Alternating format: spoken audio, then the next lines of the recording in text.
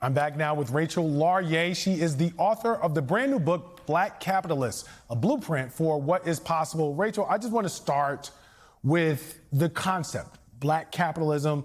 Talk to me about that. I think that there is a visceral reaction that some people have to just the idea before they even explore it. So walk us through that to begin. Yeah, so it's the case that race makes a difference in how we participate in capitalism.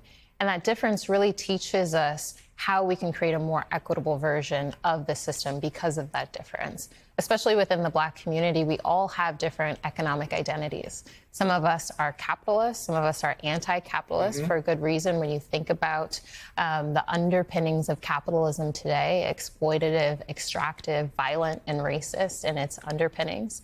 And yet some of us are socialists. We all have these different identities, but the reality is that we live in a capitalist economy today.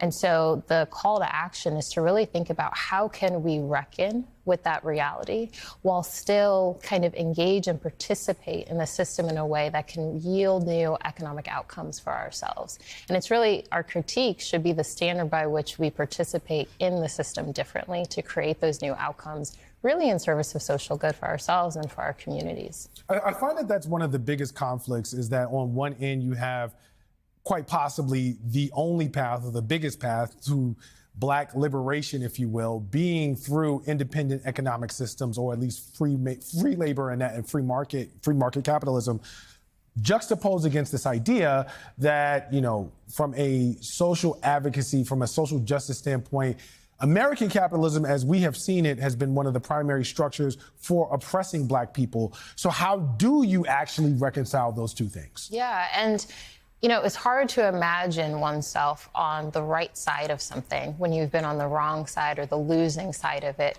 historically and for so long. And so that becomes part of that kind of visceral tension that people have. But the reality is that we live in contradictory systems every day. America is a contradiction in so many ways. And so, again, what we have to think about is how can we be both critical of the system that we're in and name some of the kind of historicity that you were speaking to, while still acknowledge that the tools of capitalism can be neutral. It's the case that they've been racialized in the past and in the present, but they can be used in a way through creativity, innovation, and we're seeing examples of that at scale today that can really create new economic outcomes for us. And so that becomes what we hold in tension as we continue to strive for, you know, building a new system that's more just and equitable for all of us. But it's really about how do we show up in this moment and leverage the tools available to us in this interim space as we strive for something new. So I want to talk about a term that is oftentimes overused, and that is the global economy. How do you balance the notion of participating in free market capitalism here in America without becoming part of the problem globally with respect to global imperialism and oppression in other markets based off of what is happening here? Yeah, you know, it's often the case, if you think about capitalism as a pie, we've all got a slice of this pie. Some of us are entrepreneurs. Some of us, our orientation to capitalism is really through a kind of consumerist posture.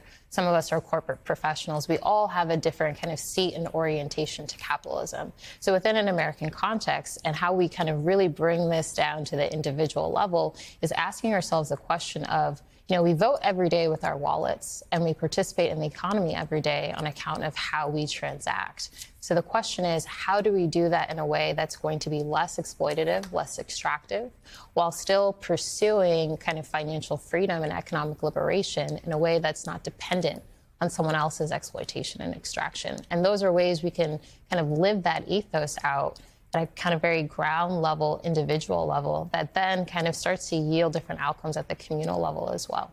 So one of the things in your book you do is you talk about this experience of moving to a different place after your mom won a housing lottery and going to an all-white school and sort of understanding that now this was a different space and you had the opportunity from a self-actualization place to excel past some of your other colleagues that were now all white. How much did that experience shape what this book ended up becoming? Yeah, you know, some of the early kind of conceptual kernels for this book started in my childhood. So much of my experiences, I was seeing models and representations of wealth, but they were always correlated to whiteness. And so I asked myself, what might it mean to be both Black and thriving, and what would be the cost of that? And so those were the questions I was asking myself as a child.